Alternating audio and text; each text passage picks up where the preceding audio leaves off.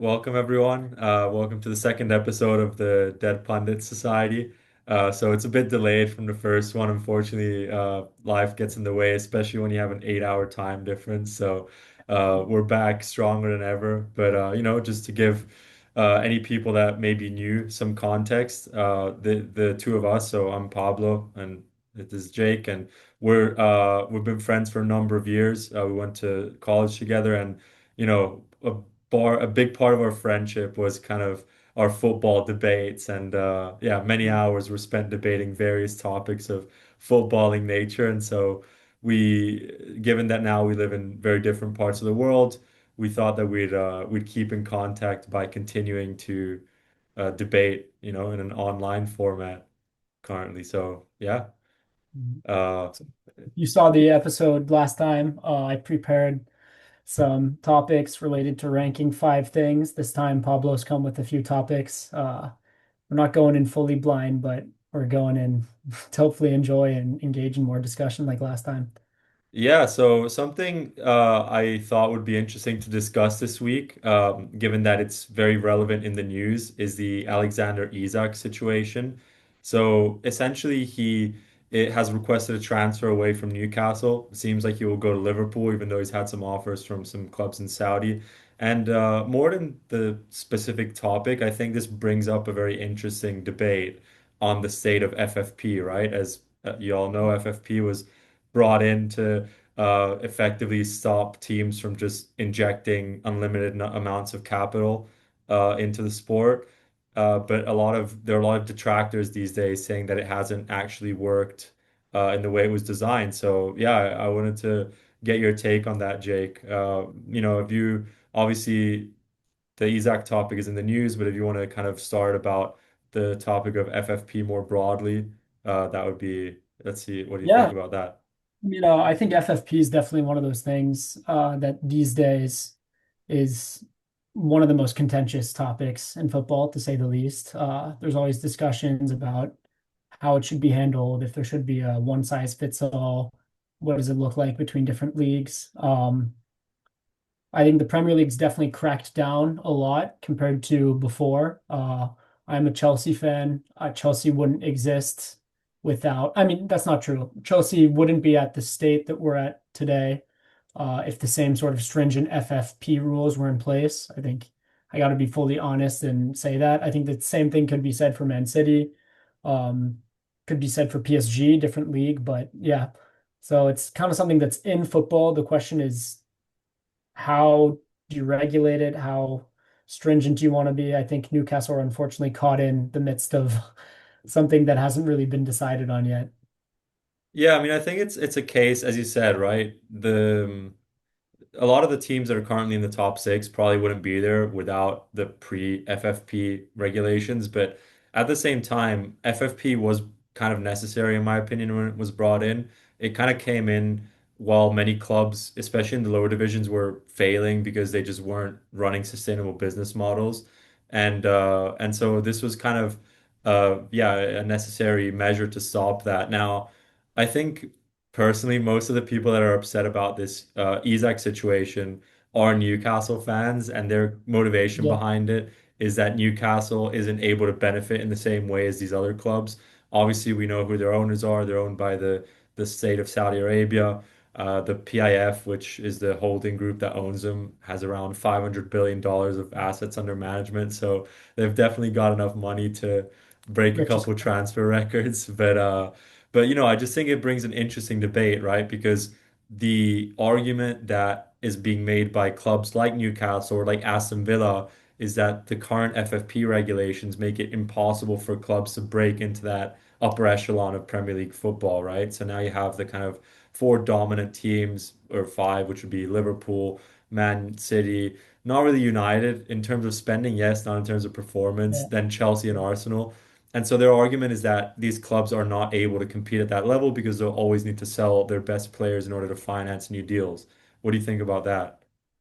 So I think it's interesting because if you go back to sort of the root of FFP, it was pretty much introduced to help the mid and lower sized clubs, right? So that they'd be able to compete with these larger clubs that have, bigger budgets and bring in more revenue. Um, the problem is Newcastle kind of finds itself in a place where, first of all, Newcastle is a huge club, very important historically to the country. Um, it's never been uh, outside of, the 90s with Alan Shearer, it's never been, a mainstay in the top four competition. But they find themselves in this weird position where a couple years ago, pre-acquisition, they were benefiting from financial fair play, probably. I mean, I don't know their detailed financial information, but now as they want to transition from being, a mid-sized club into, a global competitor and a Champions League side, uh, they're essentially hindered. I'd say on a blanket statement, I'm pro FFP, just because I think with no FFP, I mean, the market would kind of go crazy. I think a lot of other leagues would suffer, especially compared to the Premier League. But I think they make a valid point, some of the Newcastle fans. I mean, they're saying the ship's already left for clubs like City and, Chelsea. So why are we the ones getting screwed over by this? I don't know. It's hard. It's hard to Yeah. say. No, that's a good point. And even, I mean, even not to bring up Chelsea, but even within the FFP rules, some clubs are finding creative ways around it, right? Like Yeah. when Todd Bowley first came into Chelsea and they started this whole modus operandi with the 9-year deals, everyone was kind of criticizing that, right? But it's turned out to be quite a smart way to invest a lot of money in a short amount of time because you're able to kind of dilute the payments, in many years, right? And not have such a big upfront cost. So I understand both points of view. Again, I'm similarly quite pro FFP. I think it was needed, especially for those clubs in the lower divisions that were really going bankrupt because owners would just come, take a bunch of debt out, and then not service those debts, and essentially just leave the club and sell it for parts or sell certain divisions of it or whatever. So I think there needs to be some regulation. I obviously understand the grievances of Villa and Newcastle fans, given that their owners do have quite deep pockets and Yeah. that they could have quite easily followed that City and Chelsea model. But I Yeah. just think this can happen over time, right? Like I think these Newcastle fans also don't think about the fact that Newcastle was acquired only 4 years ago. Like it's a process that will take longer than it took maybe Chelsea. I think it took Chelsea about a year and a half after Roman took over the Mhm. club for you to win your first title. So I Yeah. don't know. I just think, yeah, it's an I interesting debate for sure. I mean, I do think that I'm not going to get into the brass tacks of Chelsea specifically. I do think it's a bit of a different scenario for us because we're one of the permanent Premier League clubs that have never been relegated, have been there since the start. Also, we had success prior to the acquisition, obviously a lot less success, and we had, we would float between, trying to compete for European football and then floating between that and mid-table. So it's different. But I do think something that a lot of Newcastle fans are overlooking is the players, Isak's desire and all this for their situation. Like Isak is a high level performer, a high level competitor. And I'm not saying that Newcastle is holding him back in that way, but I've always felt like he's kind of destined to go to somewhere that, let's say, competes a bit more seriously for silverware. Granted, they won a trophy this year, but I I just think that it's a bit too easy of a way out for them to chalk it up to FFP. I think, at the end of the day, if the players aren't staying, then, you can't really fault them unless they're getting poached for higher salaries. Yeah, well, Um, another thing that people were bringing up is the fact that people don't want to move to Newcastle. How much veracity do you think is in that claim? I mean, obviously a team like Chelsea, other than the footballing appeal and the project appeal, also has more appeal in terms of the city, right? You're living in West London. It's a nice place to live, you know? So, yeah, what do you think about that? To quote Kylian Mbappe from a behind the scenes clip of Griezmann playing Football Manager and talking about transferring Kylian Mbappe to Newcastle during our 2018 World Cup run.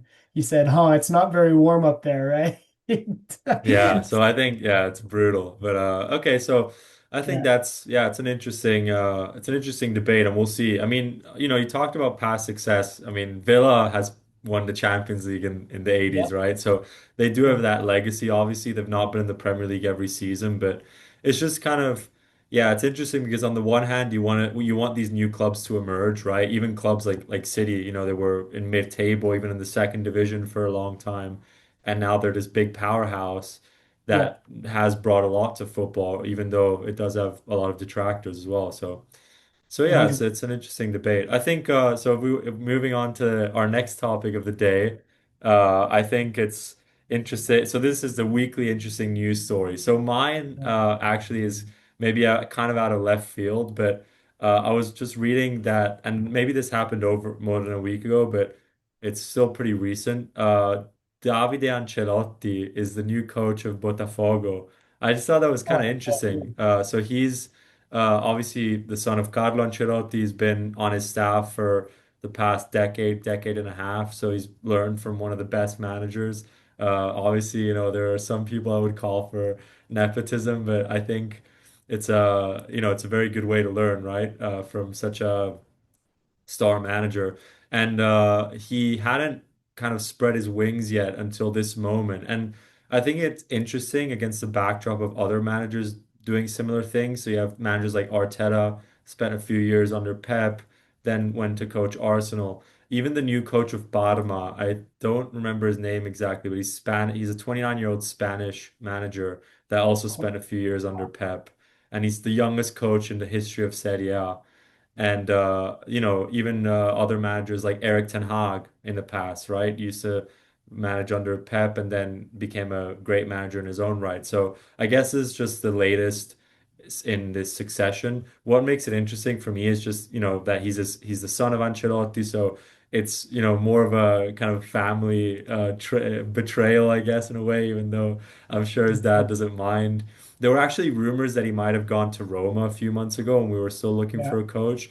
I would have not been huge on that just because he is still pretty inexperienced. We had an inexperienced coach last year with De Rossi and it didn't necessarily go that well. We did appoint a more experienced manager in the end, Gasperini, but I just thought it was interesting. It'll be interesting to see how he does in Botafogo. I mean, originally he was going to be the number two at Brazil, now that Ancelotti's joined the Brazilian national team.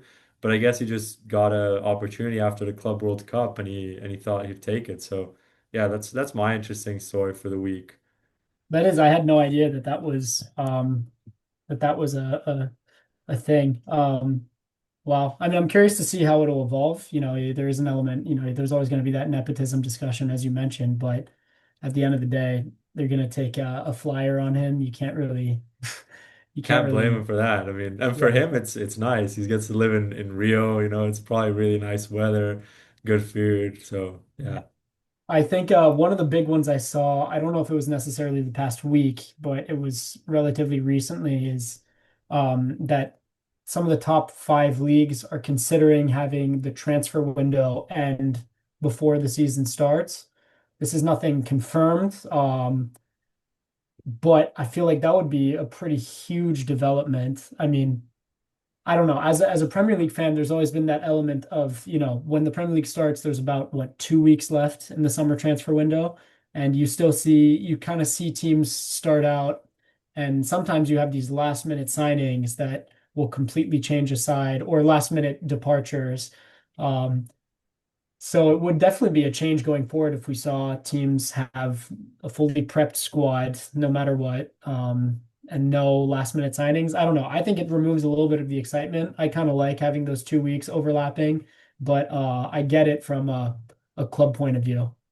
yeah. I mean, it's interesting, right? As you said, the last 2 weeks tend to be very chaotic because last minute deals are being done. People need to offload players.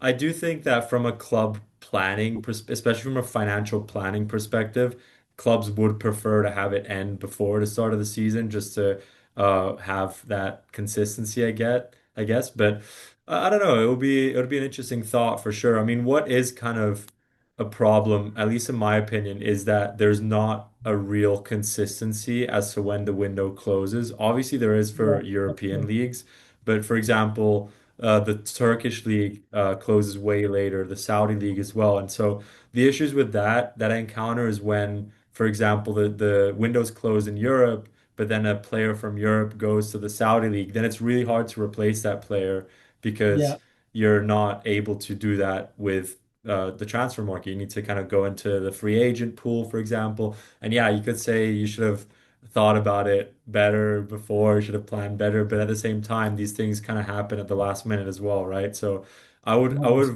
be more of an advocate to just have consistency across the board in that sense rather than have it Yeah. close earlier or later. But it's very hard to do because there are different confederations controlling the different leagues, right? So yeah, Also because the seasons work differently in Asia, the Americas.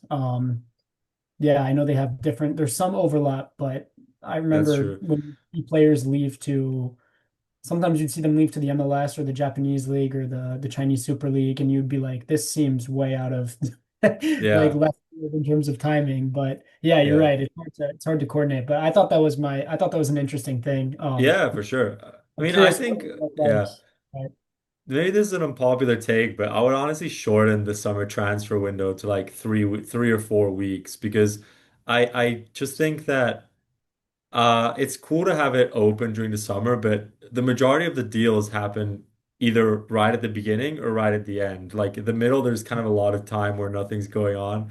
So I would shorten it a little The, bit just to yeah. make it more condensed, but The I don't only know. problem with that is the contract negotiations, I feel. That would be the only thing is Yeah. sometimes it take forever. And those can be the things that hold up the deal. Yeah, Um, especially when teams are haggling for a few as million. well, I wasn't even gonna say that. I was saying player, like, with the whole Osimhen being exhibit A of like disagreements between a player and potential new clubs. But yeah. Yeah. Yeah, so interesting stuff. So let's move on to the next topic, which I think is quite an interesting one. So this would be, a pretty self-explanatory title, just a transfer that really caught you by left field that you really weren't expecting. Yeah. So we could even go through a few. The one that kind of prompted this discussion, at least from my side, was seeing João Felix move to Al Nassr. Obviously, it's no news that younger players are moving to the Saudi league, but for me, it was just, this is a player that was really on the map when he was like 18, 19, right? He was kind of a wonder kid, went to Atletico for around 120 million in 2019. Maybe that He's he was probably 20 by then, so he was a I don't bit know if he's older. top 10, but he's probably top 15 most expensive player Yeah, still. exactly. Yeah, and yeah, maybe yeah, top 15, and he was really the next superstar coming out of Portugal. And so, Yeah. as I kind of grew up alongside João Felix, who were very similar ages, and so when I was, entering university and this life, he was also coming up, and so it's almost like a bit of my childhood has died now that he's just gone to Saudi at such a Yeah. young age. He's only 26, right? So. I just was pretty shocked by that, honestly. What do you think? I, You had him at Chelsea, so what? Or did I mean, you? Are you I sad that can't he's gone? say. I think. Well, no, I'm not sad that he's leaving. To be honest, that sounds harsh, but Joao Felix is kind of a luxury player. Like, firstly, actually very fun to watch, very talented. Definitely. I mean, this might rile his fans up. He has a pretty big fan base, but definitely has not lived up to the hype and the potential. That's for sure. Which is why I don't think it's that egregious for him to have been sold. But I would have expected him, like you said, to still remain, in and around the top five leagues. I do think he has that quality, but yeah. I had one for this that I wanted to mention. You just reminded me is the John Duran, right? Who went to the Saudi League for like 60 something million. And now I've just heard recently he's leaving on loan to a Turkish club, I think. I think it's Yeah, Fenerbahce. No, sorry. Yeah, Fenerbahce, yeah. I think so. That's crazy to me. I mean, John Duran, first of all, great player, great when he was playing in Aston Villa, for Aston Villa. People were hyping him up, and then he continued that form in Saudi. But to see him leave after 6 months, I don't know. I'm curious what's going on behind the Yeah, scenes. that's kind of crazy. I saw that as well, and that's a great example, right? And I think that it's part of a larger problem. From my understanding, he's been to like 6 or 7 clubs in the last 10 years or something. Yeah, So yeah, it's he just seems bounced to be around a bit. moving around a lot. But it was kind of shocking when he went to Saudi for me because obviously he was a great player at Villa. I mean, there was a period of time where he was scoring off the bench every game. Like he was really having a large impact on their season. And so to just see him go to Saudi, I was a bit shocked. But then it's even more shocking to see him leave Saudi after 6 months to 6 go months, yeah. to And he Turkey was as well, doing right? well Like there I as don't know. well. Yeah, he was performing well. He had Yeah, yeah. So pretty high I don't goals. know. Yeah. Maybe he just went there to get some Saudi money and then he was like he hated it there. I'm not sure to be honest, but it's kind of Yeah. wild. And also for me, it's even more wild that he went to Turkey and not to a European, like a top five European league. So I don't know. I think Got yeah, that pull. Got Leroy Sané as well, which I didn't expect. yeah. And he's going to be coached by Jose Mourinho there, so maybe that there's just something going on there. But I just think, yeah, I don't know. It's not what I expected from him when he was tearing it up at Villa. He's also young. He's like 21 or 22 or Really young. something. That's So why it was high potential. It was already surprising he would go to Saudi, but everyone said, okay, huge paycheck for Villa, fair enough. But then this yeah, loan situation was just confusing. There's one that I exactly. think we have to talk about. We Pablo and I Yeah, briefly talked about it before the start of the podcast, but it's the Heung-min Son leaving Tottenham after a decade. Um, yeah. It's kind of I, sad. He's first of all, two things. A, not expecting it. We'll go into that after. B, I'm actually pretty happy because he was like the most likable guy at Spurs and the main reason I couldn't unleash my full hatred as a Chelsea fan. Now that he's gone, the hate stocks for Spurs are back up. The barrier's been removed. But yeah. I will Who are you? Yeah, who are you say, gonna? What about James Madison? Is he not helping you? no, I mean James Madison. I dislike. I don't hate him. I think he's a character. He's funny. He's actually, I think he got injured recently, which is really sad because I want him to be healthy, want him to do well. But no, I just mean Tottenham and as an institution, as a club. But I will say with the Sun thing, first of all, I've always loved Sun. Pablo's heard me rant about this many times. I discovered him back in the FIFA 14 days when he was playing for Bayer Leverkusen. Loved the guy. I will say, I know he didn't have the best season last year compared to some of his previous form, but I'm really shocked that what's being rumored is the MLS. Because I really think, he just turned 33 like 3 or 4 weeks ago. I just, that seems like a big step off for him, I feel like he could still, if he wanted to stay in England, he could still play for most of the clubs. He'd start for most clubs in the league. He could play in Italy for sure. He could play in Spain. I don't know. I feel like it's pretty random that he's going to the MLS already, but Yeah, no, it's kind of, it's sad. I mean, he's been at Spurs through thick and thin, right? Through the Pochettino era and then through the subsequent eras that were a bit less successful. He stuck there when Harry Kane left. And this is crazy, but I was seeing some stuff online where some Spurs fans actually like him more than Harry Kane because he kind of didn't leave them, right? I don't agree with that personally. But I mean, I'm not a Spurs fan, so it's not I really up guess to me. because for them, he's the ultimate like club legend. He's been there for 10 years. He stayed through all of this chopping and changing and turbulent times. And he brought them their first trophy since what was it, 2008? They won their last trophy or 2007, whenever it was. And this Yeah. trophy is the most important one they've won in history. So as a captain, I kind of get it. We're gonna move on to the next topic of the day, which I thought was quite an interesting one. And it's if your club were an ancient empire. So obviously, I'm a Roma fan, Jake's a Chelsea fan. So we're gonna do each other's clubs and also our own club. Now, I just wanted to caveat that and say, as a Roma fan, that we do have an empire that bears our name. But for the purposes of this challenge, we cannot use that specific empire. All right, I'm gonna want you to start because I'm really curious. Okay, I'm gonna start with Chelsea, and so for Chelsea's, my pick is the Malian Empire, specifically under Mansa Musa, and just the reason for that is that basically, in my mind, Chelsea came out of nowhere. They weren't a very relevant club before 2003, and then in 2003 they became absurdly successful greatly in part due to the fact that they were absurdly rich. And as you know, Mansa Musa just kind of went around splashing the cash, right? Like he famously went on a pilgrimage to Mecca in the 13th century and devalued gold by a huge amount because he was just giving it to everyone.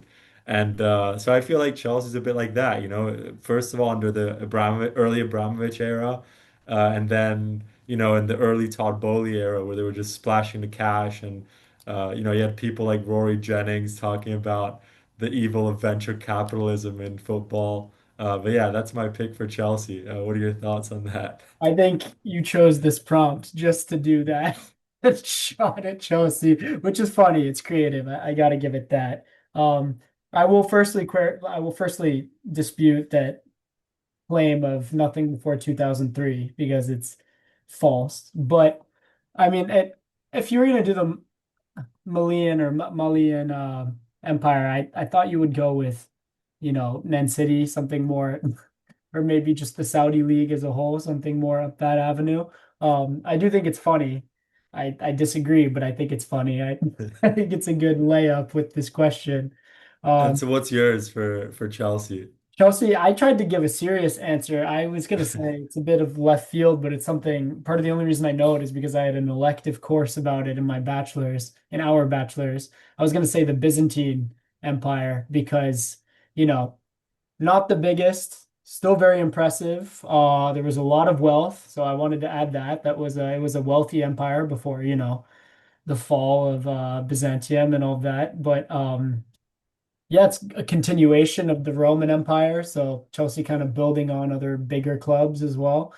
Um, and also on a military level, they were very strong defensively, which was one of our core identities, is one of our core identities, less so now than before. But I thought that was a cute little comparison.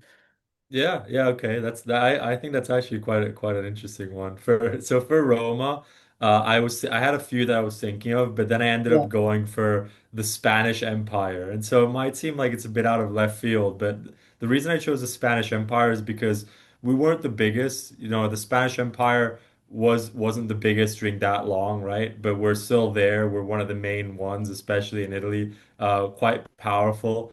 We think that we're more powerful than we are, like the Spanish kind of do when they go back and look at history. Another thing that I thought was interesting is Roma's had three or four kind of glory periods in its history. The Spanish Empire famously had its glory period at the end of the 15th century into yeah. mid 16th century, and then again in the end of the 18th century, right before some of the South American countries then became independent. And in the first years of the US existing as a country, Spain was still relatively powerful. Also, then in Europe, we had a European glory period like Roma reaching the 1984 Champions League final, which Comparison. was kind of a major milestone. Another reason why I chose Roma is because we historically had some government support in certain years, and that government support at the time was kind of lauded and with hindsight has been kind of seen quite poorly. You know, in the case of Spain, it's the Spanish kings sending Christopher Columbus to discover what he thought was the Indies, but ended up being America. In the case of Roma, they unfortunately did have the support of Mussolini during the Italian the fascism period. So just some parallels. I think, those are the main things I see in common. And again, like the Spanish Empire, Roma is facing a period of relative decline right now. So we'll see if we can bring that back at some point. But yeah, I thought that was an interesting comparison. No, I think that is an interesting comparison. I wouldn't have thought of that. I had to think of mine on the fly, so I wasn't very sure. But just to do you one back for the Chelsea one, I think Roma could be compared to, not exactly an empire, but the Gauls, who used to who used to be around Europe. They had strong identity, strong history, some, big wins, but ultimately, when they were competing with their big adversaries, they kind of weren't able to put in the same shift, put in the same effort. So, A um, lot of big losses as well. a So yeah, that's fair. lot of big losses, a few key wins, but Yeah. Yeah, like the Conference League, we sprinkle some wins in there, but yeah, that's interesting. I just thought this was Hey, an Conference League interesting. champions, both of Yeah, them. I thought this was an interesting an interesting segment. Maybe we will bring it back with different clubs, but It's just something fun. to think about. Now, the next segment I'm very excited about. So Jake and I are both very quite big into the stock market. We just find it very interesting to kind of do research on different equities. And so I thought we'd bring this to the podcast in the form of players as stocks. So what players would you like to buy and what players would you like to sell? So for this first iteration, we're going to choose players for kind of more the immediate term. So people that Yeah. we think will perform well in the second half of 2025. So Q3 and Q4, and then we can keep track of these players, see how they're actually doing, and then we can kind of do more of these with different time horizons depending on how it goes and whether it's a segment that people enjoy. So yeah, that I thought this kind of is a more of a last minute addition, but I think it could be good. Would you like to start, Jake, with Yeah, I'd your be two happy to start. buys? I'd be happy to start. My two buys. First of all, I'm going to mention two honorable mentions that I thought could make it, which are Xavi Simons, who's potentially coming to Chelsea, has had a couple big seasons in a row. He seems to have, been living up to his potential that was set for him when he was a kid. And then the other one is Arda Güler, which is purely based off of the fact that I thought he had some very impressive showings in the preseason. But my real two buys, one of them's a huge signing this year, and it's Ryan Cherki from Olympique Lyon to Manchester City. Um, I'm not the biggest Ligue 1 fan. I watch casually here and there. I'm more of a Premier League fan, but since I'm living in France, I do follow it.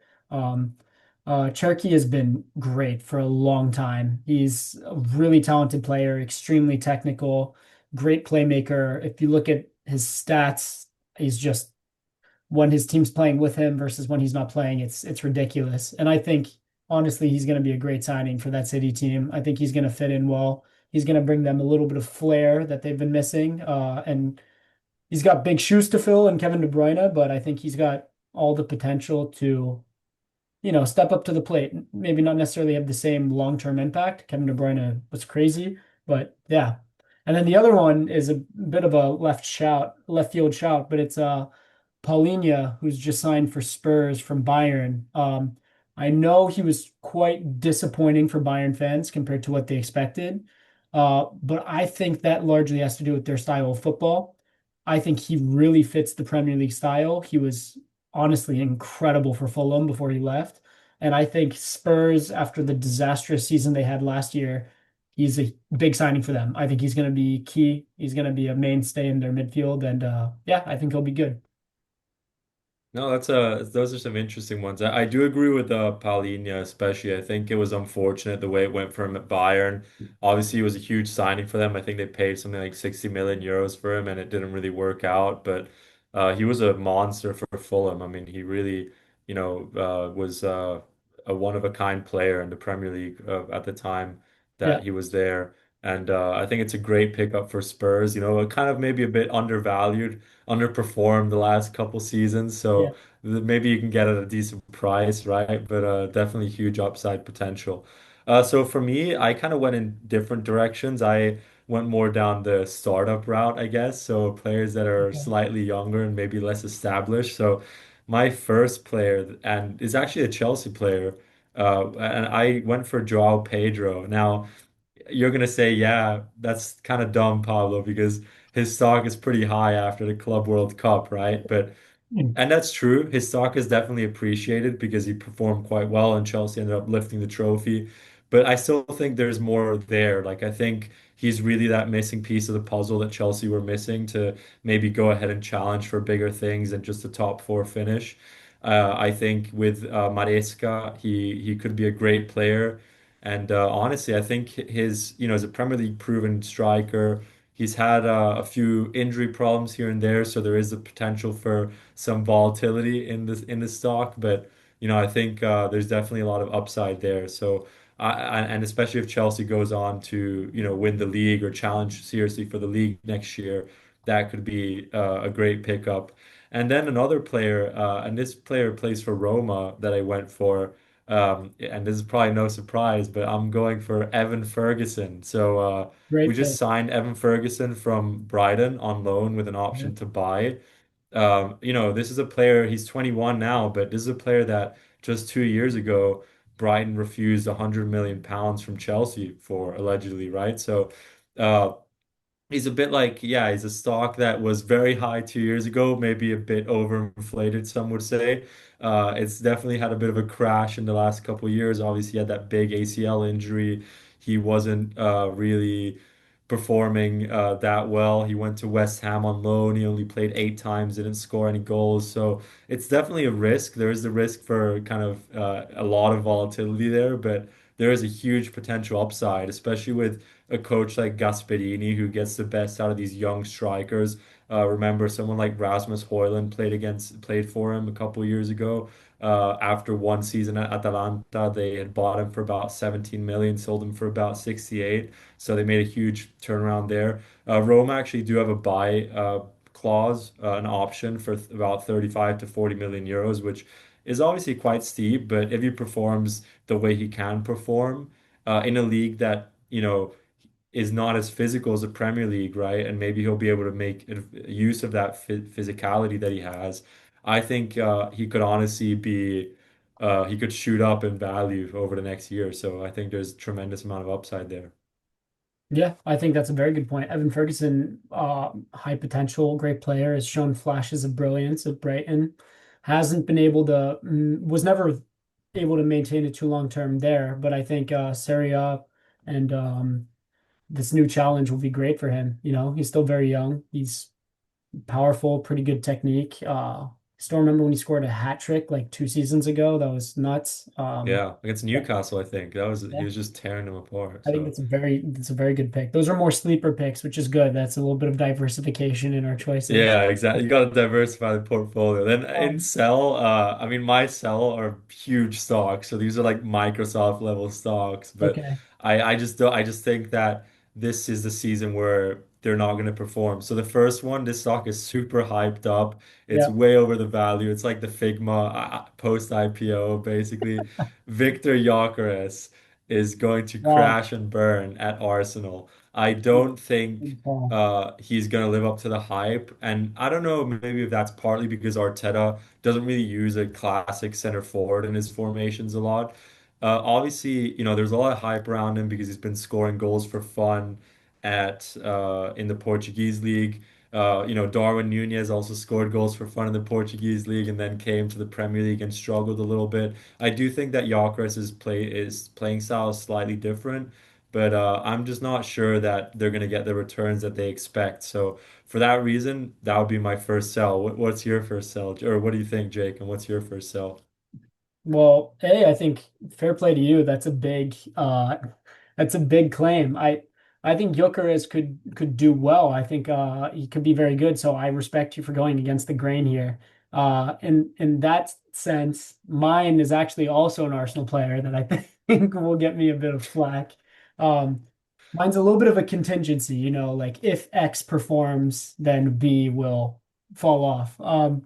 Mine is a bit of a sell, not a massive sell like Gyökeres, but it's Odegaard. I think Odegaard's a great player, but he had struggles last season. He's the captain of the club, didn't really step up as captain when they needed him to. Really was just not consistent the way that we've come to see him to be. And maybe it was a one season thing, that could be. But I think especially if Arsenal bring in Eberechi Eze. And if Eze hits the ground running, I think Odegaard stocks are going to plummet. We'll see if they manage to play both of them. Eze can and has played a bit on the wings, but like they both kind of occupy that same space. And I think, Eze might be brought in to give him competition, but if he performs well enough and Odegaard continues the way he is, I think it's a sell. Yeah, no, I agree with that. I mean, Odegaard's an interesting case, right? Because he's kind of done it all at such a young age. He's only Yeah, 27, literally. but he was that young startup, like even maybe like you could say a Facebook when it first started, where everyone wanted a piece of it. He went to Real Madrid, so he got, the big move at 15, 16 years old, Yeah. but then really didn't perform as people thought he would, right? He obviously was very young, very inexperienced, so. Yeah, I would say it was not going according to the plan. He went on a few loans, then he did end up going to Arsenal, performed quite well, became club captain, really kind of spearheaded Arsenal's resurgence in the league. But in the last year, he had a poor year, right? He had a down year, stock price went down a little bit, and this is going to be a key year. So I definitely agree with that. Like that's a great take. Yeah, my second sell, and this is again a massive player here, so I'm gonna get a fair bit of flack from this from the Serie A. I'm actually gonna go for Lautaro Martinez. Wow. He's the club captain at Inter Milan, but he didn't have a great season last year. In the last season of Inzaghi, I think his play style really worked well under Inzaghi, and then previously under Conte, but he still had a B side, right? Like which was Lukaku in that case, who really kind of helped him shine, right? I know that since Inzaghi has taken over in Inter, he has also become very integral in the national team, right? He was quite good at the 2022 World Cup, even though I think his performance is kind of overhyped by the fact that Argentina did go ahead to win it. I think if they don't win it, his performance doesn't go down as well as it did. He did play quite well in the 2024 Copa America, so he has been performing for club and country, but I'm just not sure if he can maintain that under Christian Kivu, the new Inter coach. I think Kivu prefers to work with younger players. I honestly think that if a good offer would come in for him, Inter would be open to potentially moving him on, right? And kind of financing that rebuild that they need to make post their Champions League final run, yes, but that kind of, fact that they were destroyed by PSG, they kind of underperformed in the Club World Cup, and then they also lost the Serie A when they were really in the driving seat for a lot of that to Naples, right? So I just don't have much confidence in him having another great year, especially with other players coming in like Lookman potentially, Marcus Thuram stepping up to the plate like he did last year. I think his time as the best player in Serie A, best striker in Serie A at least, might be coming to an end. That's a big claim. Wow, I didn't expect that. That I think is even bigger than the Gyökeres one, but you know Serie A quite well, so I think it's an interesting one to consider for me. It's just from the outside looking in, he's been so good for so many years. Granted, last year, he didn't necessarily contribute as many goals, but still scored a lot in Champions League.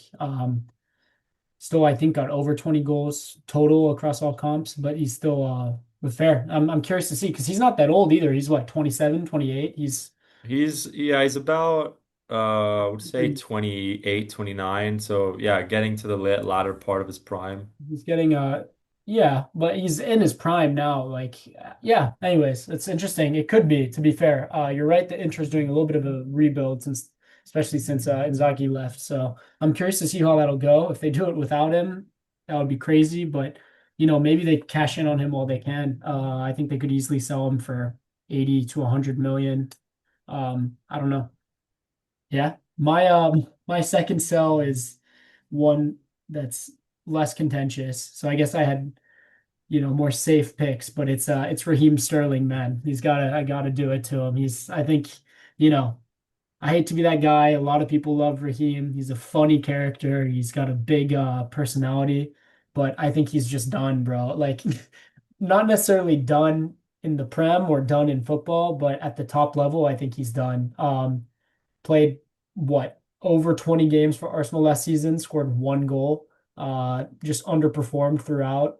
And at Chelsea, he's disappointed since he signed. I wanted him to be good. I really wanted him to do well. And now Chelsea, the ship has sailed without him. I think he's coming back with like it'll be very hard. I would be shocked if he makes an appearance, like not an appearance, but a big mainstay appearance in the club. I think it's time for him to be moved on to a smaller club or maybe a new league, something a bit more fresh. But I think he's done as the high level winger that we knew from 5 years ago, 4 years ago. Yeah. Yeah, I agree. I agree with that. I mean, I think yeah, Sterling honestly, you could have sold him like 2 years ago when he went to Chelsea. That's when it kind of really dipped. His those years at Man City, he was great, right? Even scoring 15, 18 league goals a season, but he hasn't been the same player. So I think that's a very fair sell and yeah, maybe slightly more cautious. I kind of went all guns blazing with this, so that might come back to bite me, right? But No, it's good sometimes stuff. you got to go big or go home, right? And spot trends when no one else sees them. So You we'll didn't we'll say keep that. updating you about how these are going, I guess, and we'll I yeah. didn't say that it's disrespectful to the establishment and that Holland would be lucky to get 15 goals in the Prem, So Yeah, that is true. I mean, I don't think that's, I didn't quantify, so at least I'm not gonna have yeah, as much egg on my face as Roy that's true. Jennings We've did, both but got very qualitative, so it's hard to. yeah. So hard. we'll see, but I guess we'll debate whether so these are just for, the second half of 2025, what are interesting players. We also I went down more young players route as well. Yeah, So yeah, we'll see how that goes, but we hope you like this. We hope you like these different formats that we brought in this episode. Now we're going back to our basics. And we have some rankings like in our first episode. So in the first episode, we ranked a variety of topics. And so our first ranking for today is going to be the latest UCL winners. So the last five UCL winners, in this case, obviously Bayern, Chelsea, Real Madrid, who won it twice in the last 5 years, Man City and PSG. So just Man City, PSG, Bayern, Real Madrid, and Chelsea. I put PSG, Man City, Chelsea, Real Madrid, and then Bayern. So Uh, that's interesting because our top two were the same, but not in the have to same be order. So let's start with that. okay. Why did you put PSG first? I wrote Man City down first. And I think you can make a case for them easily. They were phenomenal. And then you know what changed it for me was two things. A, just how enjoyable the football was and how like great of an overall tournament, how entertained I was throughout. PSG just takes the cake. Like every round that they went up against teams was just so entertaining. And then B, this sounds dumb, but the final, man, PSG won their final in the most convincing way possible, whopped 5-0 against Inter. Man City against the same team, had significant struggles. And granted, you could make a case that that Inter team was better, but I just I have to give it to PSG. The story as well with Luis Enrique, the individual performance. I think each player on an individual level was like better. We saw insane tournaments from Vitinha, from not to mention Dembele, but like also both of the wing backs.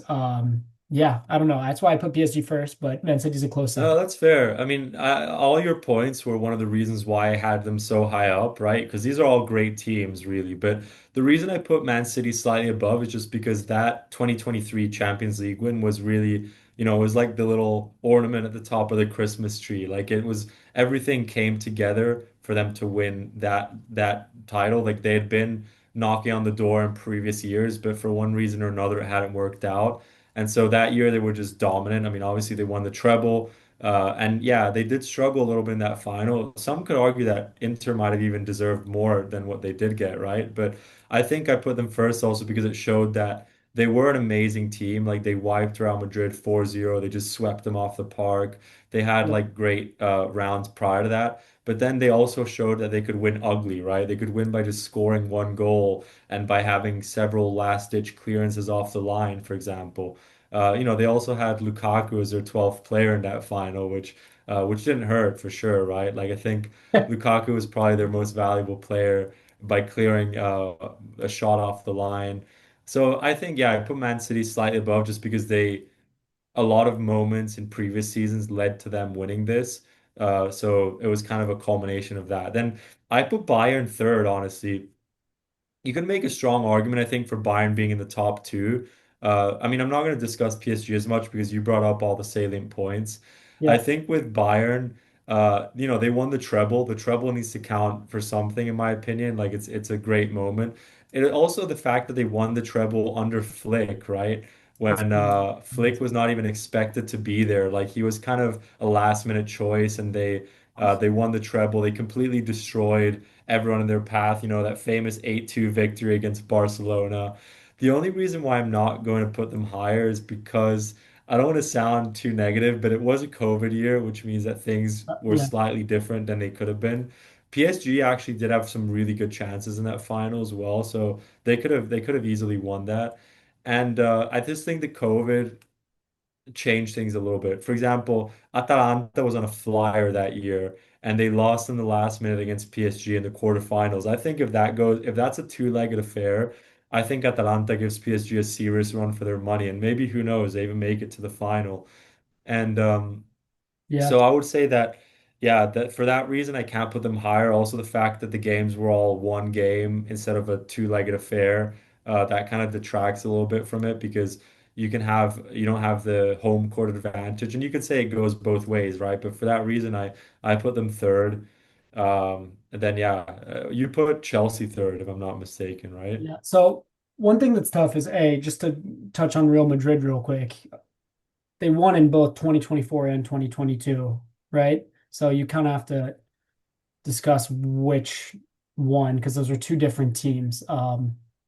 Um, anyway, so I just realized that now because I wasn't thinking about that, but I was like, oh, this is weird. Bayern feels farther away than, but anyways, I think you made very good points on Bayern and that treble winning season.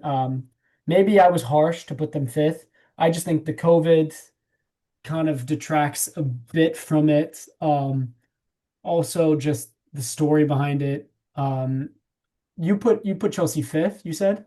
I did put Chelsea fifth, yeah. Well, I'm just gonna say this. Maybe I'm biased to put them third, but I'll explain why, and I'll explain why I think putting them the Chelsea 2021 fifth is crazy. Or I put them third because throughout the entire tournament, 13 games, that team conceded 4 goals, which is a Champions League record. It was unbelievable defensively. I mean, that was excluding our team that obviously held the Premier League, defense record, which we spoke about last episode. I think this was maybe the best Chelsea defense I've ever seen outside of that team. It was just so good. Not to mention we changed managers halfway through the season, Tuchel came in. But apart from the 4 goals in 13 games, I think one of the more insane statistics is in that season, I had to Google this while you were talking quickly to make sure I had the right number, but we were only behind a team for 5 minutes throughout the entire tournament, and that was FC Krasnodar and Porto. Like those were the only amounts of time that we played behind. And I think just a showing like that to dominate the way that we did throughout the tournament, um, puts makes me put us third. Granted, COVID was still going on. There was a lot of stuff related to that, but yeah. And I did want to say one last thing. I think it's funny when we're talking about stocks, the GameStop stock, exploded with the whole GameStop meme and had like a crazy few months. That was literally Edouard Mendy for Chelsea, the most insane purple patch I've ever seen, became like one of the top three, top five goalkeepers in the world for a season, and then fell off a cliff, which I thought was funny. But yeah, That's fair. So I put Chelsea fifth just because I think objectively they're the worst team out of these five to win in the last 5 years.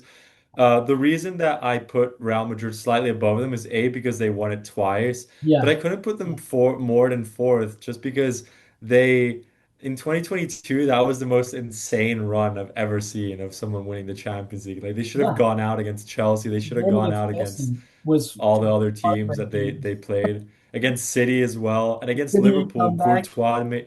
Yeah, exactly. And Courtois made like 10 saves in the final against Liverpool, and that was the only reason why they won. And then in 2024, they were a bit better, but they were still quite lucky. For example, against Man City in I think it was the quarterfinals where they went through on penalties, but they really got destroyed over two legs by Man City, and they were very fortunate to even get to the penalties. And so then the reason I put Chelsea at fifth, and your points are great, right? I didn't know that they were only behind for 5 minutes. That's actually insane. I Uh, knew their defensive record, but again, that's also a lot of a lot of fortune in some ways with like Edouard Mendy playing the season of his life, right? Like I think if you repeat that, if you simulate that Champions League 100 times, I think Chelsea wins it like 5 or 6 times. Like I don't think they win it more than But that's that, what right? makes And it so beautiful as well, right? Like, that's yeah, so it is a great run. Also, again, I'm gonna get crucified for this, but their run wasn't particularly hard in that Champions League. They played in the round of 16, they played Atletico, which is always a hard out, but it wasn't the vintage Atletico.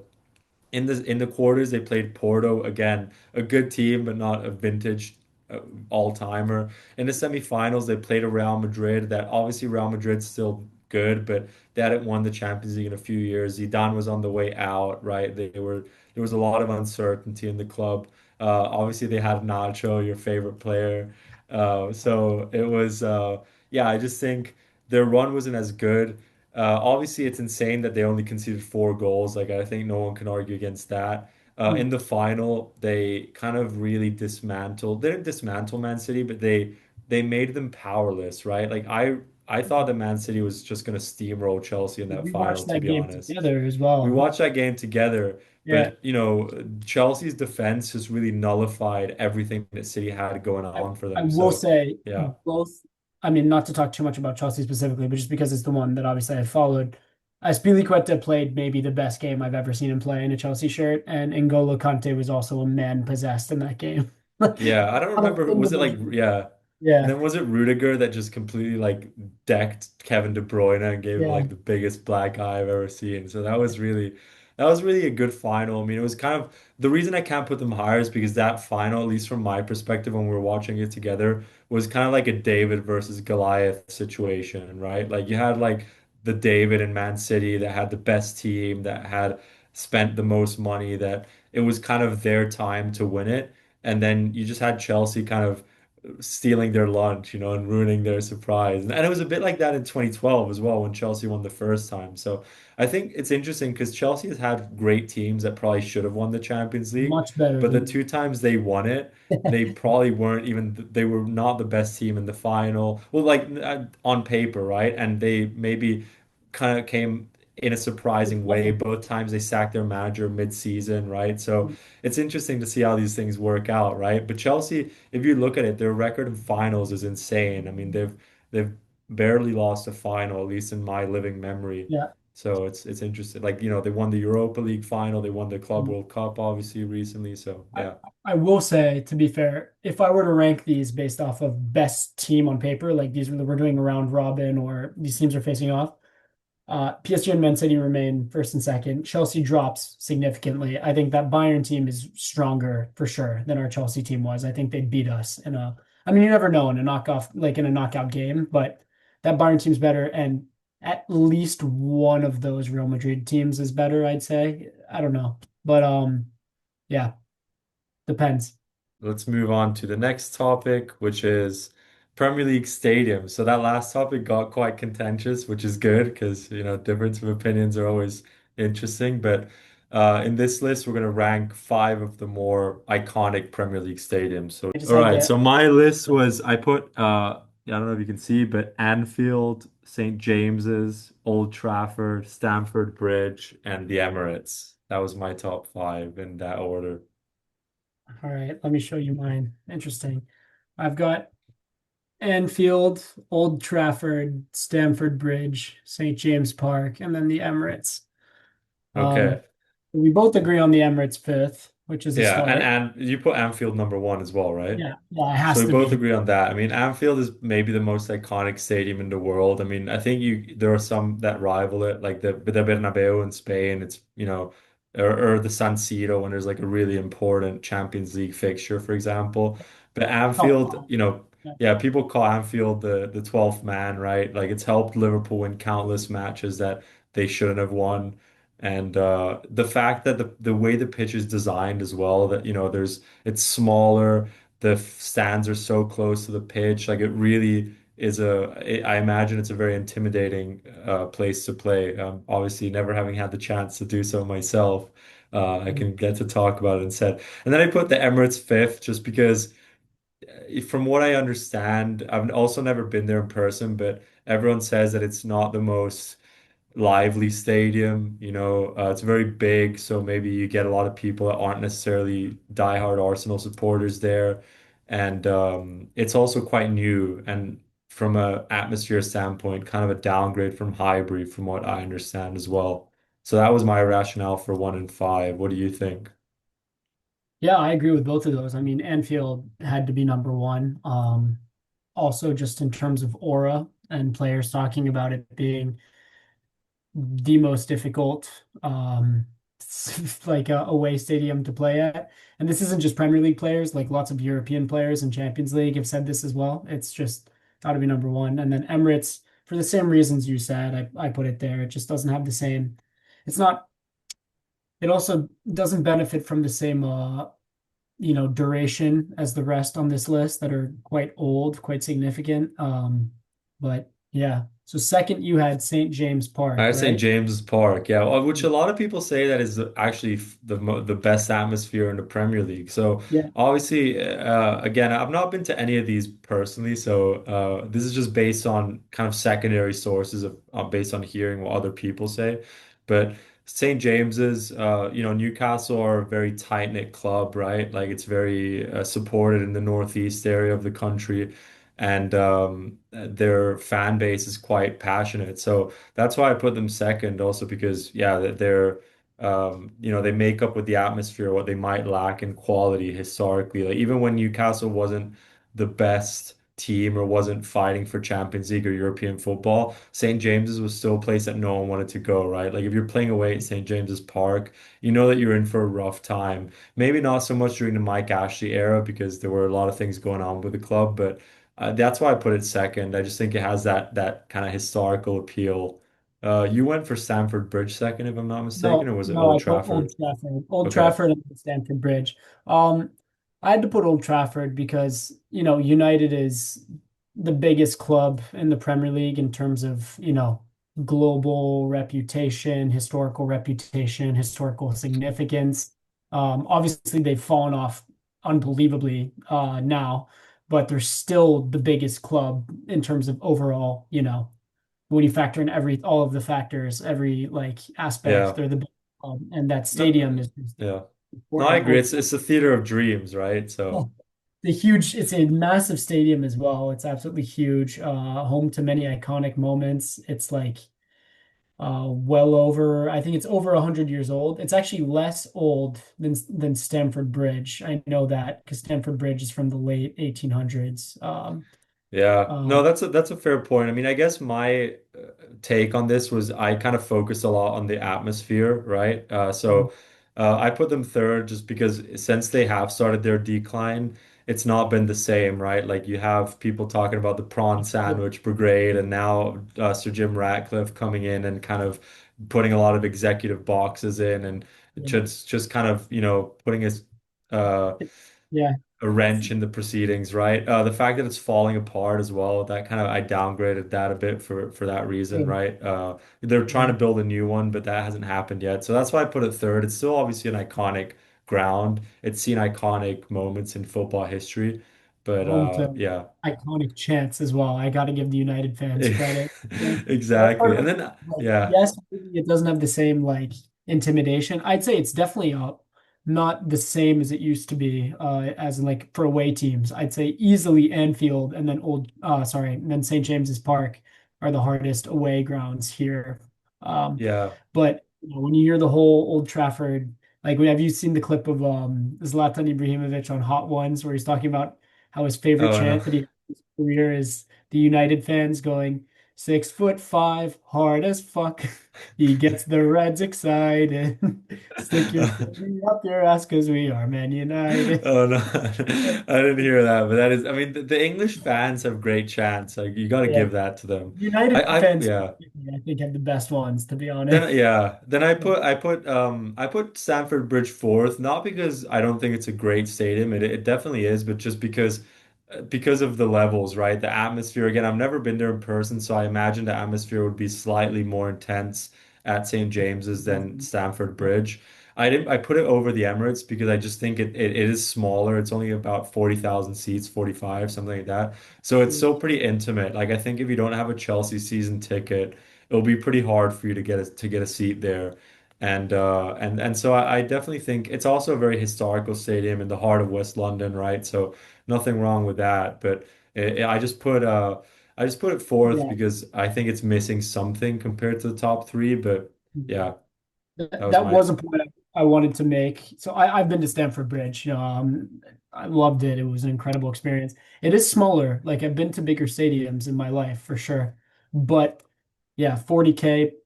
But something you mentioned before is it's in a very historically significant location. I mean, it's on Fulham Road, um, central West London.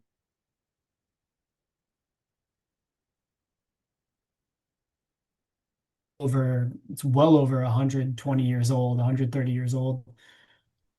But apart from that, I mean, yeah, it's an intimate location. I think all of those things give it a factor, which made me put it third, but I could easily put St. James's Park ahead of it as well. It depends.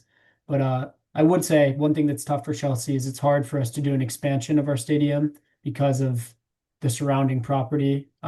Yeah. That's a fair point.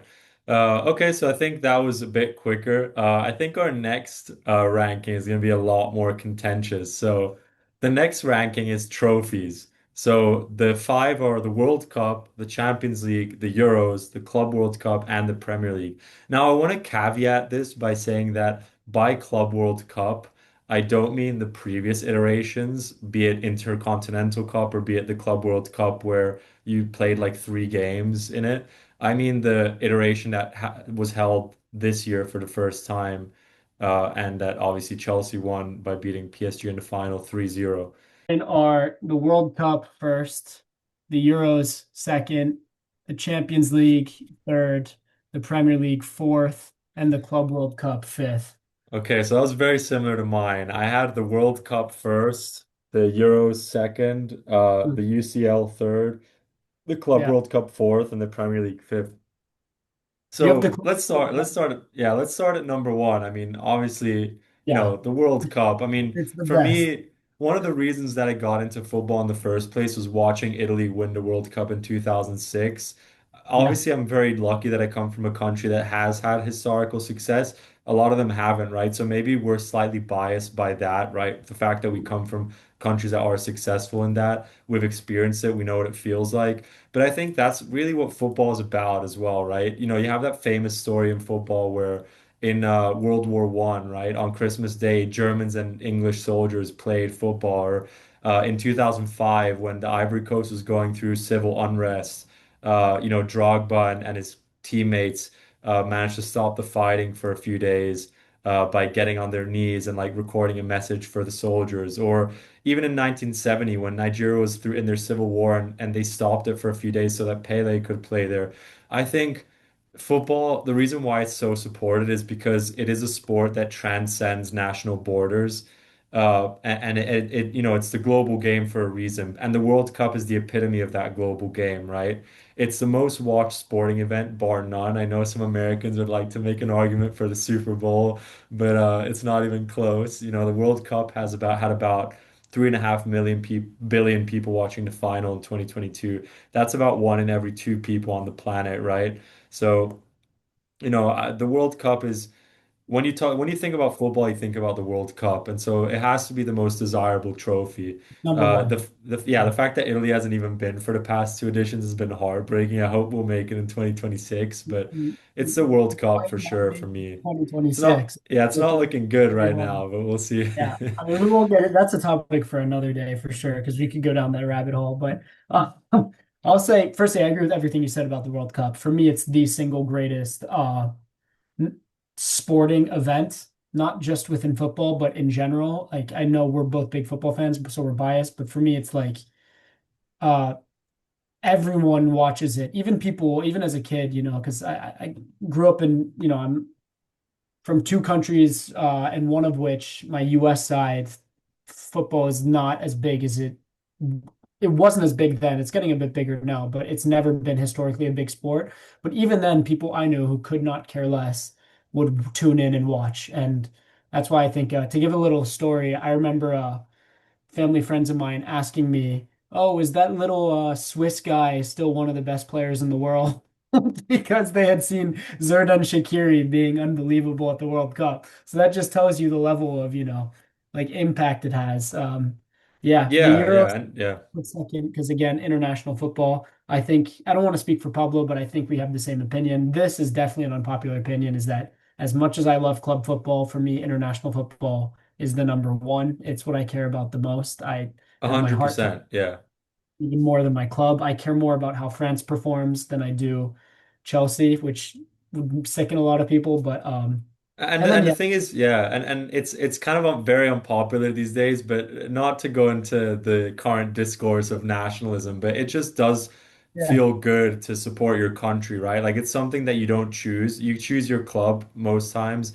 You don't choose where you're from, and so there is that innate pride that comes with seeing your country do well, and also obviously in competition with your friends about whose country's winning and whose isn't. So I would definitely agree with that. And as Jake said, I enjoy international tournaments a lot more than club football, which I think is probably the most controversial statement we've made on this show so far.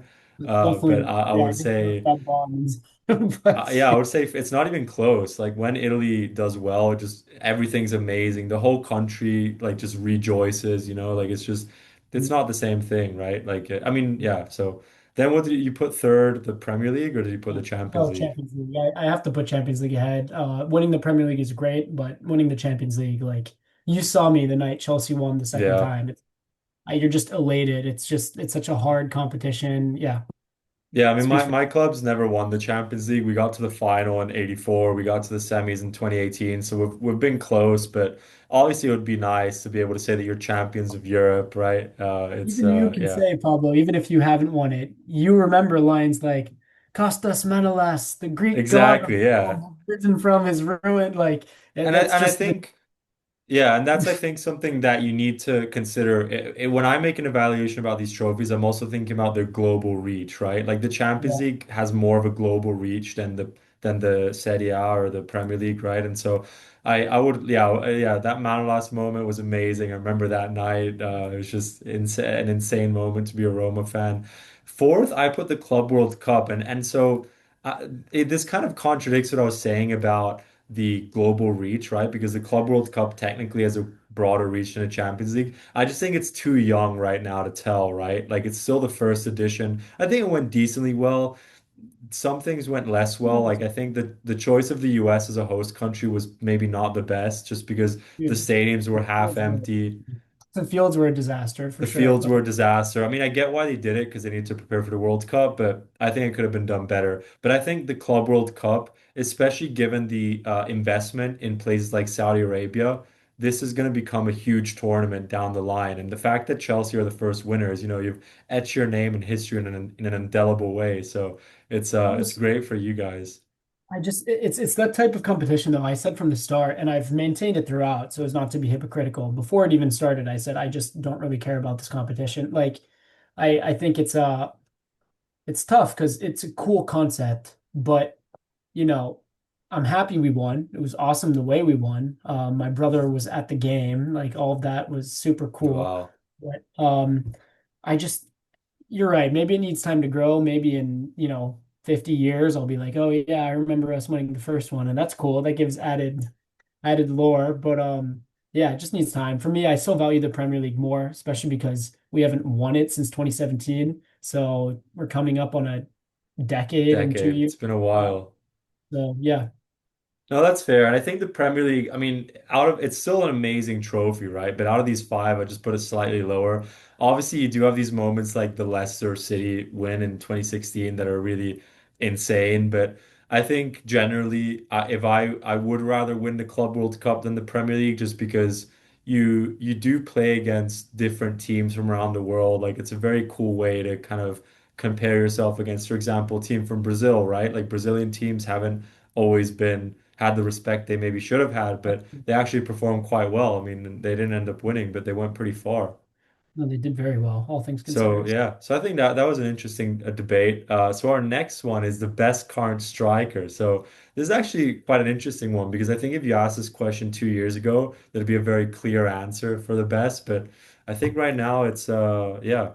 I don't know. This is so hard. My top five was I put Kane first, I put Isak second, I put Haaland third, Osimhen fourth, and Gyökeres fifth. Okay, interesting. I've got Holland first, which I really struggled with, but Kane second, Isak third, Osimhen fourth, and Gyökeres fifth. So to So start, I yeah, we let's agree start on with something. the end, right? So I want to Yeah, just preface this by saying if you had asked me 2 years ago about this debate, I would have put Osimhen possibly second, if not first. he's Now going nuts. the reason that he's fourth now is just because I know that playing in the Turkish league you can't be the best player, the best striker in the world, and so he kind of made that decision after breaking with Naples, and the fact that no big clubs in Europe have seriously gone in for him kind of makes me question a bit his value. Obviously, I think the biggest sticking point was the salary. He was asking for a ridiculous salary, which Premier League clubs are just no longer willing to pay. But I think for 80 million euros, which he ended up going for, that was a great price for a striker of that caliber. I mean, he brought Naples the first league title in 33 years, right? Through amazing play. And they went pretty far in the Champions League. So again, if you'd asked me a few years ago, I would have put him second or first. Now he has to be fourth. Gyökeres fifth, in my opinion, he's just not proven enough.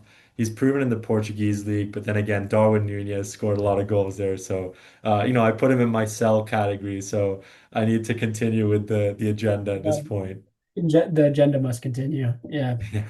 Um, yeah, firstly, I agree with both of those. Osimhen, I think he's tarnishing his legacy a bit by kind of developing this persona of being a money chaser. That sounds harsh to say, but that's really kind of It kind of what's is what it is, though. I mean, he was close to Al Hilal as well. He certainly wasn't what I going there for the what I weather. respect with Gyökeres, for example, in comparison, is Gyökeres apparently, I don't know, this is all speculation and nothing's confirmed, but allegedly is taking accepting losing money in order to force his way to go to the Premier League and go to a big club and compete. And I respect that a lot. I think he's a competitor. No, it's very fair. Get into the top three. I just want to preface by saying I put Holland first. I think that's an unpopular opinion right now, but it's just because even when he had an off season, it wasn't even an off, he was fucking ridiculous. Like, pardon my French, but this guy is like the most robotic, insane goal machine. In terms of like a pure like goal scorer and volume of goals, I think he's the greatest I've seen in my lifetime, bar Ronaldo and Messi, of course. Um, and I think that'll continue. I think he could easily, you know, in 10 years from now end up being an all-time striker. I think he's already in the conversation of like a top 20 list, probably, maybe even a top 15. I think that's going to continue. Kane as well is also up there. Kane, I just don't watch enough Bundesliga, which is why I put him after Holland. And then Isak's unbelievable. But yeah, let me know what you think because you had a slightly different Yeah, ranking. I'm still so your reasoning makes a lot of sense if you're just thinking about the striker itself and in a vacuum. I kind of wanted to think about the impact on the team, which I know maybe is not necessarily what the question was about, but the reason I put Haaland third, it's crazy given his goal scoring record. No one can disagree with that. I mean, he scored 36 league goals in his first season in the Prem, which is insane. Yeah, The only thing is, and people have talked about this, so but I don't want to flog a dead horse, but how much has he actually improved Man City? Like, I'm not sure. Like, before he was there, they had players like Aguero. They didn't have a striker for a bit. You could say, yeah, they won the Champions League when he came in, but I think they might win that Champions League even without him. So I know that's an awesome. unpopular take, but I'm not sure how much he's actually improved the team. Obviously, his statistics are off the chart. That's why I put Isak second, just because I mean this is assuming caveating the fact that I think Isak will go to Liverpool. I think if Isak goes to Liverpool, that transforms him into a team that will dominate Europe for the next couple of years. I think they're already there though. Like I don't even know how they're spending so much But money. that's true, but he's the cherry on top, you know. He's really that striker that has an eye for goal, that's fast. He fits into that team perfectly, in my opinion. The only thing with Haaland, Huge. Isak and also Haaland is their injury record is not great, right? So that's a concern. But imagine a Isak, front line with yeah. like Isak, Salah, and Verts. Like that's just absolutely insane. Isak is a better player than Holland. I don't think it's unpopular to say that. If we're taking like the whole footballer into question, he can dribble better than Holland. He's He can fast as well. Yeah. pass better. He's more silky. He's nicer on the eye. Um, he kind of, I mean, people always draw comparisons to Henri. A little bit. I can see it a little bit. He's taller than Henri, to be honest. But Yeah. He's not a I can great see, header of the ball though. yeah, for someone so tall, I mean, he's what, like 194, something like Something like that. that. Yeah. Yeah, he's So you don't buy the comparisons with Henri? Like you're not oh, you're I not can kind of see it. I just don't I guess because he's got a larger frame and I don't think he's as smooth. But granted, again with Isak, part of the reason I put him third is because I think he just needs more time. Yes, he's had an unbelievable season, but we're gonna need to see him doing that many yeah. years. And Kane, for example, say whatever you want about Kane, guy's been doing it for a decade. Like you can't fault that. Which is why it's totally fair to put him first. I hesitated with doing that, but yeah. Yeah, that's why I put him first. I mean, Kane is just an amazing player, not only a striker. I mean, that partnership he had with Son at Tottenham, where he gave him God knows how many assists, was great. I mean, even that season where Haaland scored 36 league goals, we forget that Kane scored 30 league goals with a very under par Tottenham team, which I think is quite an insane achievement in its own right. Then he moved to the Bundesliga. I think he probably has more goals than games played, so that's quite good. I mean, Bayern haven't necessarily performed in Europe, so that's a bit of a shame. And he has missed key games like last year. He missed the semi-final, I think, against Real Madrid when they got knocked out. So in a different world, they could maybe be sitting on a Champions League, but he has finally broken his trophy drought. So yeah, I put him first also for that. All right, moving on. So now we're going to go to the final two categories, which is our the best player ever from our country. And so let's start with Jake being French. The five options here are Zidane, Platini, Henri, Vieira, Mbappe, and Mbappe. Gone with whoops with Zizou, Zinedine Zidane, number one, Michel Platini, second, um, Thierry Henry, third, Kylian Mbappe, fourth, and Patrick Vieira, fifth. Because yeah, That's that's my list. yeah, I have the exact same list, so maybe it was a bit too easy this time, but Yeah, yeah. Okay, so do you want to start? I mean, I'll kick it there's only off. one place to start, really. Yeah, I mean Zizou, I've spoken about many times. He's in an echelon of his own. Even if I exclude, I could speak for hours about Zinedine Zidane, but what he's done for France is still the greatest achievement we've had for our country. His tournaments, 1998 World Cup and Euro 2000. I think Euro 2000 he was even better than he was in the 98 World Cup. He was a man possessed. Won us our first ever World Cup, won us that Euro, like then went on to have that 2006 tournament. He just has to be first. There's no other way around it. Platini I put second, largely I want to caveat it by saying I'd never watched him play. He's pre our time. We're talking about a player who was big in the 80s.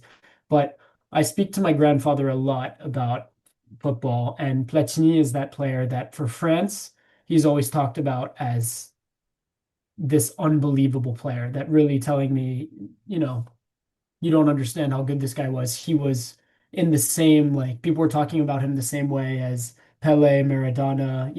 So that's why I had to put him second. And then yeah, Thierry Henry, I mean, what he's done in the Premier League, unbelievable. Less good of a career for France, I think holds him back a bit. Yeah, and then I'll let you go before we get into the last two because that's the most Yeah, contentious. yeah. So, I mean, I think for Zizou, obviously number one, in my opinion, no question. And this was by far the biggest gap between the two players on this list, like between him and first and second.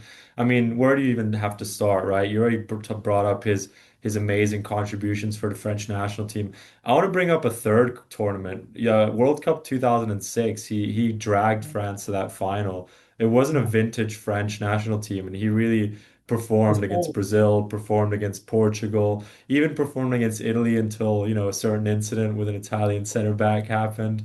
If France wins that, he probably wins the Ballon d'Or in his retirement year as well. So it's a game of fine margins, but he has to be first. I mean, he's also the only player on this list that probably gets into a top 11 of all time, I would say.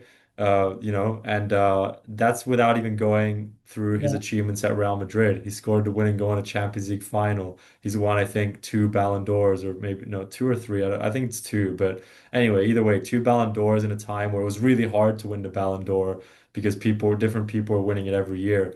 He played for Juventus. He had the highest transfer fee, which was only broken by Ronaldo. He had an insane club career as well. I would say, yeah, second, Michel Platini. You have to put him second. Obviously, I didn't watch him because it was before my time, but he won three Ballon d'Ors on the trot. He Yeah. played for Juve at a time when Juventus was the best team in the world, and Italian football was the best league in the world. He's won the 1984 Euros with France, which was France's first ever tournament internationally, and he scored nine goals in five games as a midfielder. That's really incredible, right? So and it was in an era where less goals were scored in general. So that was a pretty insane statistic. He also, this isn't really as a football player, but he was very actively involved in France hosting the 1998 World Cup, which then led to, the kind of golden generation starting. So maybe without him, that doesn't even happen, right? And Sure. then, his club career was amazing. He had an amazing career with Saint-Étienne, an amazing career with Juventus. And, something that really stands out to me is that he retired when he was 32, right? Like he retired super young. Yeah. So think about what he could have achieved if he had even continued a bit more. Then, yeah, third, Henri, again, for the French national team, he wasn't the best. He kind of underperformed relative to expectations, but his club career is really insane. I mean, he's probably the best Premier League player of all time. So I don't think there's much more to add other than what you said. I would say for fourth and fifth, yeah, I put Mbappe and Vieira. They were pretty close by, but I just put Mbappe slightly higher because of what he has achieved with the national team. Obviously, leading from being one of the leading players for that 2018 win, being one of the leading players in 2022, scoring a hat trick in a World Cup final. He has Yeah. kind of flattered to deceive when it comes to Euros, as it currently stands, not as strong as his World Cup performances. But I mean, the fact that France is a contender every tournament, he's a big reason for that, right? I think if you take him out of this France team, they're not nearly as threatening as with him in it. And then Vieira, I put him fifth. Obviously, he's a fantastic player. I'm not sure how much of an involvement he did have in those tournament wins. I think he was kind of a bit too young in 2000 in 1998 and then a bit too old in 2006. But obviously he's, Rolls Royce of a center midfielder, just really strong, bossing it, playing at a time when the Premier League was physical. There were those fights with Roy Keane, so I would say yeah, fifth, but not because he's not a good player, just because the other four are slightly stronger. Yeah, he was, I mean, he was good in the end. He played for the national team. I'm good is an understatement of the century. Patrick Vieira was absolutely incredible. But just if we're talking about for me ranking them all things included, I would put him fifth, but that's because, I think if Mbappe retired tomorrow, he would still be fourth on this list, just what he's already done on for the national team, but also in his club career. Um, yeah, I mean, you spoke very eloquently about each of these guys. There's not much I can fault or disagree with. Again, our rankings were the same. I do want to say with Kylian, I agree. He's let us down at Euros. I think that's the biggest talking point and the biggest criticism you can make about him as a French national team player. I mean, you can say other things in his club career, but I think, you know, that is a barrier. But with that said, he's a consistent big game player throughout Champions League games, throughout, World Cup matches. I just had to put him fourth. I mean, unbelievable player, world-class striker, generational talent. Yeah, not much else to add. Moving on to our last category of the day, our last ranking, which is the best Italian player ever. And so in this list, I put, yeah, Maldini, Francesco Totti, Baggio, Baresi, and Buffon. Much So more. my ranking was Maldini, Buffon, Yeah. Baggio, Totti, and Baresi. What about yours? And similar, just two swapped, but I went Buffon, Maldini, Totti, Baggio, and Baresi. Um, Okay. So let's start with the top two. We both had the same top two. I mean, yeah, I think the so my rationale behind this was who of these players, and I did the same with France, who of these players are, all-timers, right? And so, in my opinion, Maldini is the best defender in football history. So I have to put him first. I agree. Also because of what he achieved with Milan. He won 7 league titles. He won 5 Champions Leagues, which now that seems pretty easy with how a lot of Real Madrid players have 5 Champions Leagues. But at the time that he won them, the team that had won the most was Real Madrid with 9. So having 5 was quite a lot. What's Yeah, actually an interesting fact is that Milan has never won a Champions League without a Maldini on their team. So they won 2 with Maldini's dad, Cesare, yeah, and 5 with Paolo. And it doesn't seem like they're going to win one anytime soon. So yeah, so I had to put him first. He's also one of the best defenders, well, probably the best defender ever. Played in one of the best defenses ever in that Milan side in the early 90s. He didn't yeah. have as much success with Italy as he should have, probably. But yeah, he had that long flowing hair, one of the most attractive players. Also a one club man and a one woman man. He's been with his wife since his late teens. So yeah, doesn't get much better than that. This is Why did you put Buffon on above him No, this in was first? unbelievably hard. I had Maldini first, and that was the change that I said I made at the last second, and I'm almost regretting it now, even with you just talking about it for a minute. I want to preface by saying, for me, Maldini is the greatest defender of all time, and he's synonymous with the word defending and what you think of when you think of defending. Whether you're talking about him as a left back, where he was unbelievable. I think a lot of people forget how good he was playing left back before he transitioned to playing in the middle, or as that center back who had a career that whose longevity is unbelievable, won all those accolades that you mentioned. Was just, yeah, I mean, it was what, like a 20, 25-year career, won everything with Milan, became synonymous with Milan and Italian football and defending. And even after I've said all that, the reason I had put Buffon first is because Buffon, for me, is the greatest goalkeeper ever.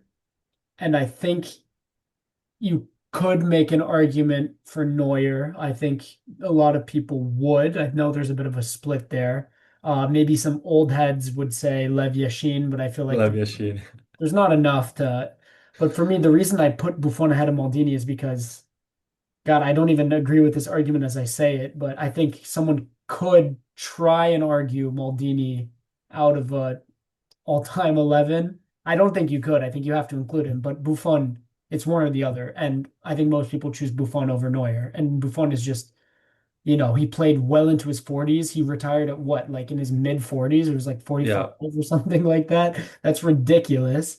He's incredible shot stopper throughout his career. Yeah, again, it's terrible. It's terribly difficult who to choose for first and second between those two. But yeah, Yeah, I mean, I agree with you. I think Buffon is the best goalkeeper of all time. He came on the scene as a young guy. He was 17 when he played for Parma, so he was both a wonder kid, a bit yeah, in the mold of Donnarumma, and then he became like an older, more experienced pair of hands. The one thing that goes against Buffon is his performance in the Champions League. Like he's famously never won one. He wasn't necessarily bad in them, but just, he didn't he didn't contribute his team to winning. He was close in 2003 actually, where he lost against Milan on penalties, but that was the closest he ever got.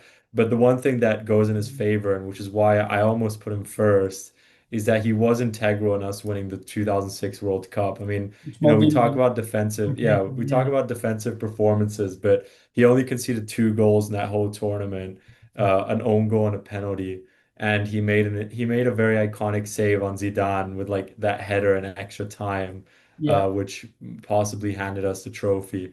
So I think, his political views are very concerning, but from a purely footballing standpoint, he is one of the greats. I would put him in an all-time 11, so it was very close. Then third and fourth, we both have Baggio and Totti, but in yeah. different order. I actually originally put Totti third and Baggio fourth. As a Roma fan, I mean, he's my favorite player. I love him. He stayed with us for his whole career. some people detract that from his legacy. They say he didn't really like test himself in a different league, but I think it speaks volumes to how much he loved his city and his people and doing the thing that's kind of hard, right? Sticking by your team even when it's not great. I mean, he played for Roma teams that came 10th in the league and he still stuck by us. And the reason I put Baggio above him though is because Baggio was at one point the best player in the world. I think it's hard to argue for Totti being the best player in the world, even at his peak. He was definitely among the top three or four, maybe, but not the top one. And it's painful to say as a Roma fan because, we like to say that we have the best, but Baggio was the best player in the world. Again, a bit before my time, but the people that do speak about him, Italians from like the generation above me, would definitely put him as the best Italian Exactly. player ever. So that's why it's kind of hard to argue against it. He did drag us to the final of the 1994 World Cup. Obviously, famously missed that penalty, detracts slightly from his legacy. He was also a player that played quite late into his career. I think he played into his late 30s. Could have got a call up in 2002, but controversially didn't for the World Cup. Totti also played till he was 41, so they both had a lot of longevity, but it's like splitting hairs. I mean, they both have a very similar number of goals in Serie A as well. Totti is slightly more, so I don't know. We spoke about this off the air a while ago. I was telling you that I heard someone say, or I might have heard it in a YouTube video, saying that if you ask older Italians, like 35, 40 plus, who the best, maybe not necessarily the best Italian player ever, but a lot of them will say Baggio. But if you ask the best attacking Italian player ever, it's apparently unanimously Roberto Baggio. And like you said, I think there was a point in time, yeah, he literally was the best player in the world. I mean, he won the Ballon d'Or once in the 90s. I don't remember exactly Yeah, what I year. think I think 94, but I'm not sure to be Yeah. honest. Yeah, it was somewhere, it was around the World Cup mishap. I mean, but even in that World Cup, this is when we talk about football being fine margins, which we've spoken about before. I think if he wins that World Cup, the famous one where they say the man who died standing, he would go down as one of the best attackers ever. I mean, like a top 10 candidate. But now, because of the margins, and people forgetting that, he's not even in the conversation. Yeah, I say all this, I put him fourth. And now I'm starting to think maybe I should have put him above Totti. But Totti for me, like you said, synonymous with being a one club man. I mean, 20 plus year career at Roma. Capitano, like, yeah, is just a legend. He like represents just for football, a club legend and a sporting legend. And yeah, he could have played, I don't know, unpopular opinion, maybe he could have played a bigger role in that 2006 World Cup win, but he was still there. He was still an important person in the team. He still won it. Um, and you can't fault him for staying true to his city and being, an icon. So that's why I put him third. But now that I'm thinking about it again, you're making me think I should have put Baggio ahead. But yeah, It's tough. It's like splitting hairs. I mean, the thing is, this is the list where maybe among all the lists we've made in these first two podcasts, the delta between the top and the bottom is yeah, so small. Maybe it's even the smallest. I feel dirty putting Baresi at number five, it's right? I so mean, bad, he's man. all he won, I think, three Champions Leagues as well.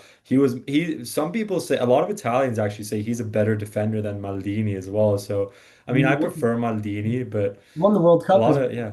in the He, 80s. he he didn't win. No, he didn't quite win the World Cup because Does he he was not in play with between the the two generations. But he did make that final in '94. He played in 1994. He played the World Cup with a torn ACL, or he was like very severely injured, and for he some reason I somehow thought he was powered through the whole tournament. in the team. Fair. Yeah. Yeah, and he was just he was Maldini before Maldini, right? He spent his whole career at Milan. He was there when Milan was really not a very good team before Berlusconi took over. They had been relegated for match fixing. Then he he grew into the Milan side with like those famous Dutch players, Maldini, right? Like becoming the best team in the world.